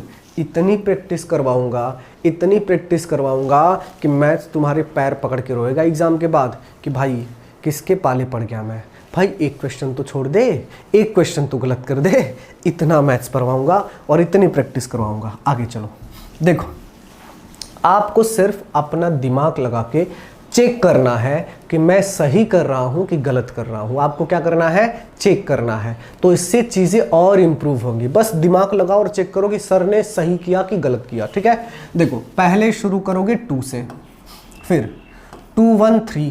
ठीक है सर, अभी भी शुरुआत 2 से ही करनी पड़ेगी क्योंकि मुझे 3 पेयर चाहिए। जब तक 3 पेयर नहीं मिलता तब तक मैं शुरुआत वहीं से करूंगा। ठीक है, तो 2 1 3 3 3 कितना 6, 3 पेयर मिल गया, पीछे वाला कैंसिल कर दो। अब 1 से शुरू करो, 1 3 8 8 5 कितना, अच्छा 1 3 4 4 और 5 9, 1 कैंसिल हो गया। 3 5 8 8 1 9 लिख दिया, 3 कैंसिल हो गया। अब 5 1 6 6 और 8 कितना, 6 8 14, 14 का 4, 5 कैंसिल, 1 कैरी इस पे जाएगा। कैरी का बड़ा ख्याल रखना। 1 से शुरू करो, 1 1 2 2 8 10, 10 और 7 17 का 7, 1 कैंसिल, कैरी इस पे। 8 से शुरू करो, 8 1 9 9 7 16, 16 और 2 18, 18 का 8, 8 कैंसिल, कैरी इधर। अब 7 से 7 1 8 8 2 10, 10 और 3 13 का 3, 7 कैंसिल, कैरी 1 इस पे। आगे 2 1 3 3 3 6 6 2 कितना 8, 2 कैंसिल, कैरी नहीं आ रहा है। 3 2 5 5 4 9 9 लिख दिया, 3 कैंसिल। ठीक, आगे चेक करो, 2 4 6 6 3 9 9 लिख दिया, 2 कैंसिल। आगे देखो 4 3 7 7 2 9, 4 कैंसिल। 3 2 5 5 1 6, 3 कैंसिल। 2 1 3 3 4 7, 2 कैंसिल। 1 4 5 5 और 7 12 का 2, 1 कैंसिल, कैरी 1 आ जाएगा 4 पे, ध्यान देना। अब 4 1 5 5 और 7 12, 12 और 3 15 का 5, 4 कैंसिल, कैरी 1 आएगा 7 पे। 7 1 8, 8 3 11 का 1, 7 कैंसल, कैरी किस पे आएगा 3 पे, और 3 और 1 लास्ट में क्या लिखोगे 4 लिखोगे। सर 100% क्लियर हो गया, 100% क्लियर हो गया। अब कोई डाउट नहीं बचा है। बच्चा 1 घंटे बाद नोटबुक बंद करना, थोड़ा सा घूम के आना और 10 क्वेश्चन खुद से बनाना, खुद से सॉल्व करना। ज़िंदगी भर डाउट नहीं भूलोगे, ज़िंदगी भर डाउट नहीं भूलोगे। शाम को बस रिवाइज कर लेना, फिर लाइफ टाइम नहीं भूलोगे। जब मर जाते हैं ना आदमी जब मर जाता है तो 4 घंटे तक दिमाग उसका चलता है। तो जब मर जाओगे, मरने के बाद भी 4 घंटे तुम्हारे दिमाग से ये नहीं जाएगा बेटा, ठीक है। इतनी प्रैक्टिस करवाऊंगा, जोक सपाट। चलो आगे चलो। तो ये तो सर हमारा 11 का जर्नी ख़त्म हो गया, ये तो सर 11 का जर्नी हमारा ख़त्म हो गया। हम बात कर रहे थे कि सर 11 से लेके जब 20 तक चीज़ें आती हैं तो मैनेज कैसे करते हैं। हम बात कर रहे थे कि जब 11 से लेके 20 तक चीज़ें आती हैं तो हम मैनेज कैसे करते हैं। तो 11 का मैटर ख़त्म हो गया। बात करते हैं 12 से लेके 19 तक, क्योंकि टेबल देखो इसी का याद करने में प्रॉब्लम है। 11 का तो सबको याद था, 20 में कोई प्रॉब्लम नहीं है सर, 0 लिख के 2 से मल्टीप्लाई करना है। 11 हो गया, 20 हो गया। 12 से लेके 19 तक के टेबल में अगर टेबल नहीं याद है तो सर कैलकुलेशन कैसे करेंगे, बड़ा दिक्कत है। समझना बड़े ध्यान से। क्वेश्चन लिखता हूं आपके सामने मैं। 136 इंटू 12, 356 इंटू 12 और 3154 इंटू 12, ठीक है। क्वेश्चन मैं लिखता हूं आपके सामने कि 256 इंटू 13, 21549 इंटू 16, 13, 32176 इंटू 13, ठीक है। और लिखता हूं मैं 7215 इंटू 14, 132854 इंटू 15 और 76152789 इंटू 14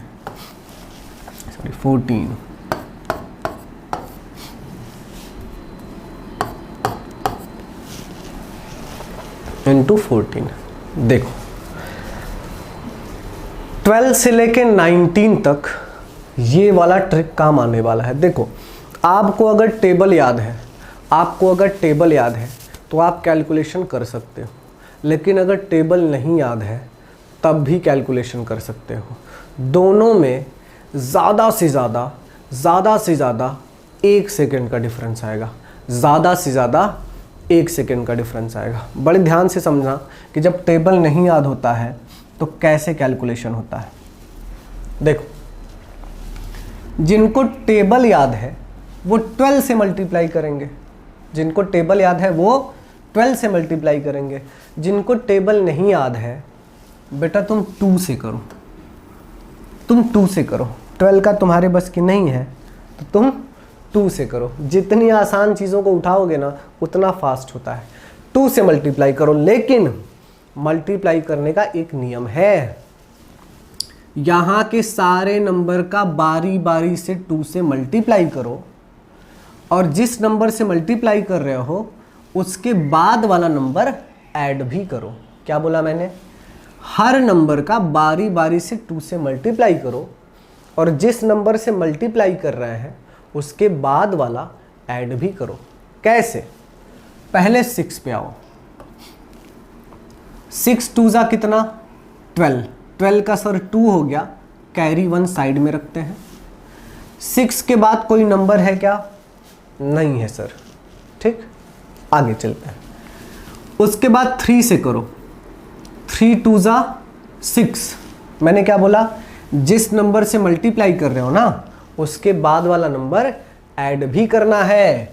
तो 3 2 जा 6, 6 को 6 ऐड करो, 3 के बाद 6 है तो 6 में 6 ऐड करो, 6 6 12, 12 में ये कैरी 1 ऐड करना मत भूलना, 12 1 13 का 3 कैरी फिर से कितना 1। आई बात समझ में? आगे चेक करो, अब 1 से मल्टीप्लाई करो, 1 2 जा 2, मैंने क्या बोला, मल्टीप्लाई भी करो उसके बाद वाला नंबर ऐड भी करो। तो 1 2 जा 2, 2 में क्या ऐड होगा भाई 3, 2 प्लस 3 कितना 5, 5 और 1 कितना, 5 और 1 कितना सर 6 हो जाएगा, 5 1 कितना 6, और लास्ट में जो 1 बचा है ना उसी को लिख दो, 1632, जो लास्ट वाला डिजिट आता है उसको ही लिखना है। अगर कैरी है तो कैरी ऐड करके लिखो, कैरी नहीं है तो विदाउट कैरी ऐड के लिखो, ठीक है सर। सिर्फ 10% क्लियर हुआ, सिर्फ 10% क्लियर हुआ। आगे वाले क्वेश्चन को करूंगा तो चीज़ें 40% तक क्लियर हो जाएंगी। क्या किया मैंने समझना, 2 से मल्टीप्लाई करो, पहले 6 का, 6 2 जा 12 का 2, 6 2 जा कितना भाई 12 का 2, कैरी 1 आता है सर, ठीक है। उसके बाद 5 से करो, 5 2 जा 10, सर मल्टीप्लाई भी कर रहे हो और उसके बाद वाला नंबर ऐड भी कर रहे हो, यही तो करना है। 5 2 जा 10, 10 प्लस 6 करो 16, 16 में 1 ऐड करो, कैरी वाला 17 का 7, कैरी फिर से 1, ठीक है। उसके बाद 3 से मल्टीप्लाई करो, 3 2 जा 6, 6 प्लस 5 11, 11 और 1 12 का 2, कैरी 1, कैरी 1 3 के ऊपर जाएगा और 3 और 1 ऐड करोगे क्या आ जाएगा 4 आ जाएगा, क्या आ जाएगा 4 आ जाएगा सर। सर 40% क्लियर हुआ। एक और एग्जांपल कराओ, मैंने क्या बोला, सीखना है ना तो अपना दिमाग लगा के मैं जो कर रहा हूं बस उसे चेक करो। आई बात समझ में? चलो आगे चलते हैं। 2 से मल्टीप्लाई करना है 4 से, 4 2 जा 8 हो गया सर। अब 5 से करो, 5 2 जा 10, 10 में 4 ऐड करो, 10 और 4 14 का 4, कैरी 1। अब 1 से मल्टीप्लाई करना है, 1 2 जा 2, 2 में 5 ऐड करना है 7, 7 1 कितना 8। 3 से करो, 3 2 जा 6, 6 में 1 ऐड करो 7, उसके बाद लास्ट में क्या आ जाएगा 3। क्या कर रहे हैं सर, नंबर से मल्टीप्लाई करो और उस नंबर के बाद वाला नंबर ऐड कर दो, काम हो जाएगा, काम हो जाएगा। तो बताओ 12 का टेबल याद करने की ज़रूरत है क्या? ज़रूरत ही नहीं सर। इसमें आओ, इसमें आओ, सारा एग्जाम्पल में करवाऊंगा, सब कुछ करवाऊंगा आपको, ठीक है, ताकि डाउट ही ना बचे। 3 से मल्टीप्लाई करना है 6 का, 6 3 जा 18 का 8, कैरी 1। आगे 5 से करो, 5 3 जा 15, 15 में 6 ऐड करना होता है 21, 21 और कैरी 1 22, कैरी 2 आ जाएगा, ठीक है। फिर 2 से मल्टीप्लाई करो, 2 3 जा 6, 6 में पहले 5 ऐड करो 11, 11 में 2 ऐड करो 13 का 3, कैरी 1 2 पे जाएगा और 2 1 कितना बन जाएगा 3 बन जाएगा। समझ गए? हाँ सर हो रहा है, क्लियर हो गया। अब हम 80-85% के एक्यूरेसी पे पहुंच चुके हैं। बड़े ध्यान से समझो, 9 का मल्टीप्लाई करोगे 3 से, 9 3 जा 27 का 7, कैरी 2। अब चीज़ें फास्ट होंगी तब भी आपको प्रॉब्लम नहीं आएगी। 9 3 जा 27 का 7, कैरी 2। फिर 4 से मल्टीप्लाई करो, 4 3 जा 12, 12 में पहले 9 ऐड होगा 21, 21 में 2 ऐड होगा 23, कैरी फिर से 2 आ गया। अब 5 से मल्टीप्लाई करना है, 5 3 जा 15, 15 में पहले 4 ऐड होगा 19, 19 और 2 21 का 1, कैरी फिर से 2, कैरी नहीं भूलना है। अब 1 से मल्टीप्लाई करो, 1 3 जा 3, 3 में 5 ऐड होगा 8, 8 में 2 ऐड करोगे 20, 20 का 0, सॉरी 1 3 जा 3, 3 5 8, 8 और 2 10, 10 का 0, कैरी 1 आ गया सर। अब 2 से करो मल्टीप्लाई, 2 3 जा 6, 6 में 1 ऐड करोगे 7, 7 में 1 कैरी ऐड करोगे 8 और लास्ट में क्या बचा सर 2 बचा, ठीक है। तो 280137।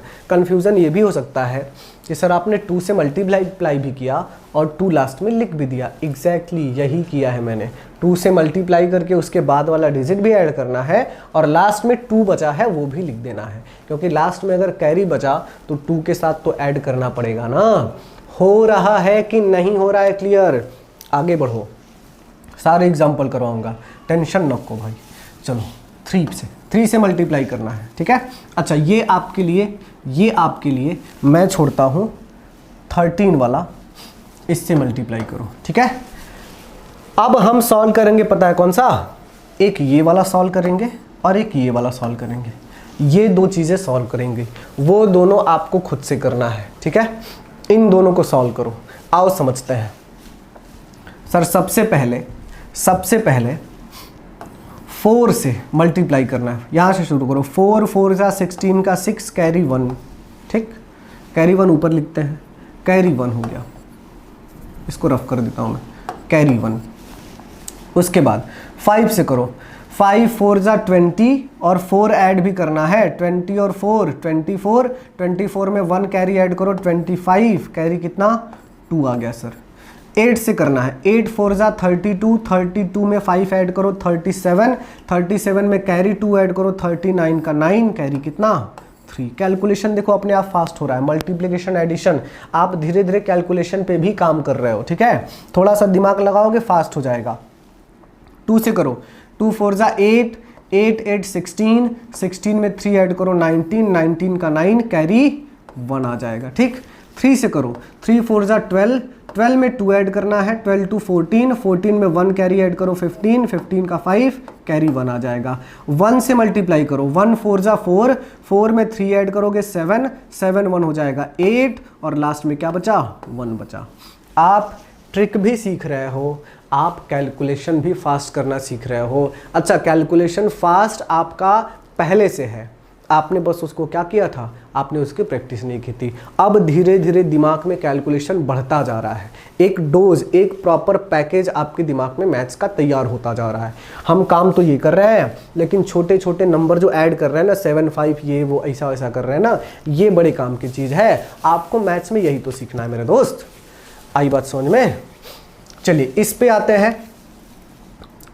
हैं, समझना बड़े ध्यान से, बस आपको चेक करना है कि सर सही कर रहे हैं कि गलत कर रहे हैं।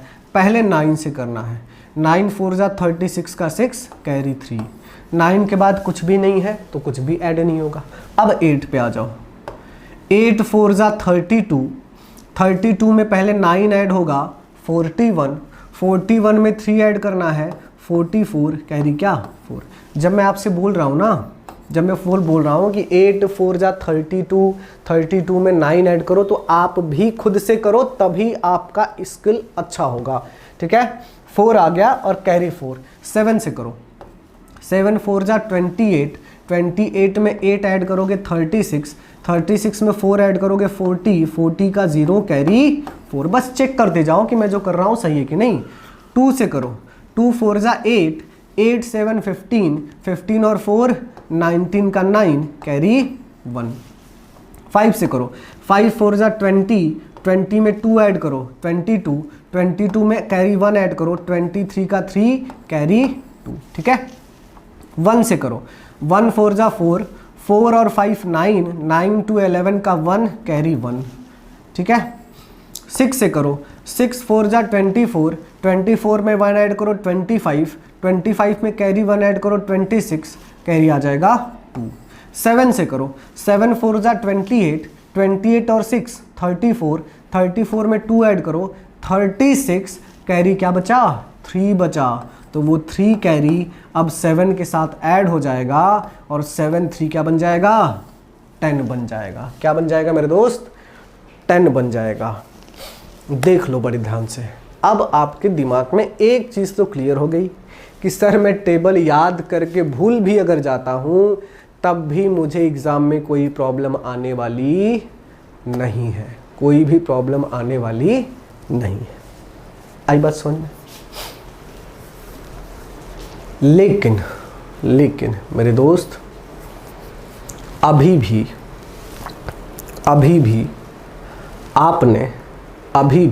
आपने चीज़ों को सिर्फ 90% तक समझी हैं। चीज़ों को क्या की है आपने, सिर्फ और सिर्फ 90% तक समझी है, ठीक है। 10% आखिरी में क्लियर होता है हर बच्चे का। कितना भी एग्जाम्पल करवा दो, वो दिमाग का एल्गोरिथम है। दिमाग का क्या है, एल्गोरिथम है कि 90% ही लेके 10% स्पेस डाउट का भरा रहता है। वो जेनेटिक है, सबके साथ होता है भाई, ठीक है। अच्छा, वो 10% कब क्लियर होता है पता है? जब मैं सब कुछ रफ करवा दूँ, सब कुछ क्या कर दूँ, रफ करवा दूँ, और बोलूँ कि मेरे बच्चों 2 एग्जाम्पल मैं आपको और करवाता हूँ, तो आप खुश हो जाते हो, बोलते हो अरे सर अब तो सब कुछ क्लियर हो जाएगा। मेरे ध्यान से, मेरे बच्चों बड़े ध्यान से समझना। एग्जाम्पल लिख रहा हूँ मैं 3, 7, 2, 8 × 18, और एग्जाम्पल मैं लिख रहा हूँ 3, 2, 5, 6 × 19। 2 एग्जाम्पल मैं लिख रहा हूँ, इन दोनों को करेंगे, इन दोनों को करेंगे, साथ साथ कैलकुलेशन का स्किल भी आपको यूज़ करना है।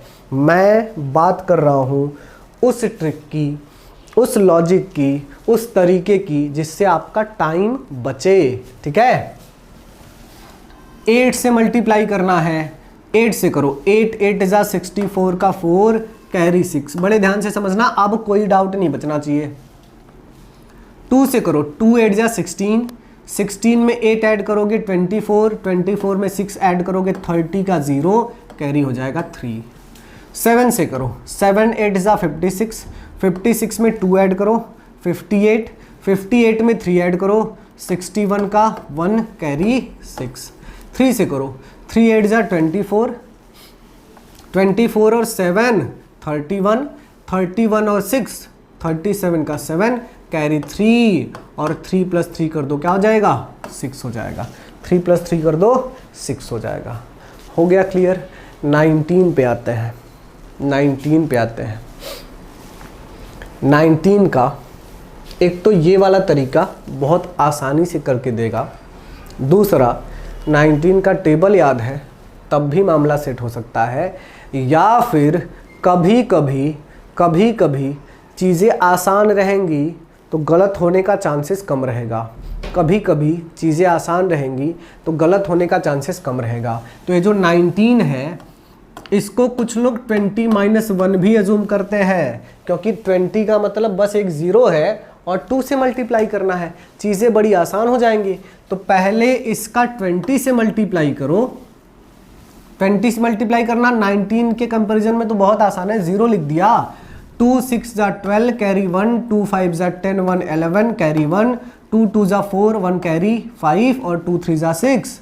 सर जैसे ही आप 6 5 1 2 0 लिखते हो, इसमें से माइनस कर दो, इसका मल्टीप्लिकेशन 1 टाइम जब करोगे तो आएगा 3 2 5 6। माइनस करना बड़ा आसान है सर, 10 में से 6 माइनस हुआ 4 आ गया, इधर 1 बचा, 11 में से 5 माइनस हुआ 6 आ गया, इधर 0 बचा। इसको दे दोगे 1, इसको अगर 1 दे दोगे, देखो इधर 0 बचा है ना, इसको अगर माइनस करोगे तो आ जाएगा 4, इधर क्या बचा था, 1 बचा था, ठीक है 1। अगर 11 उसको दे दोगे तो 5 माइनस करोगे 6 आ जाएगा, इधर 0 बचा है, इधर क्या बचा है भाई, 0 बचा है। 0 में से अगर 1 इसको दे दोगे तो 10 हो जाएगा, तो 10 में से 2 माइनस करोगे 8 आ जाएगा, इधर 4 बचा, 4 में से 3 माइनस करोगे 1 आ जाएगा, और लास्ट में क्या बचा भाई, लास्ट में क्या बचा 6। तो आंसर आपको 61864।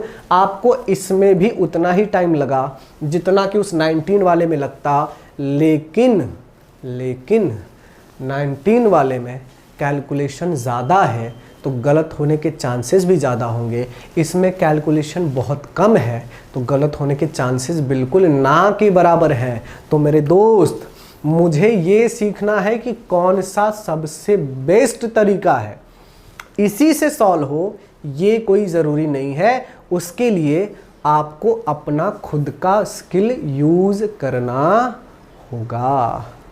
आई बात समझ में?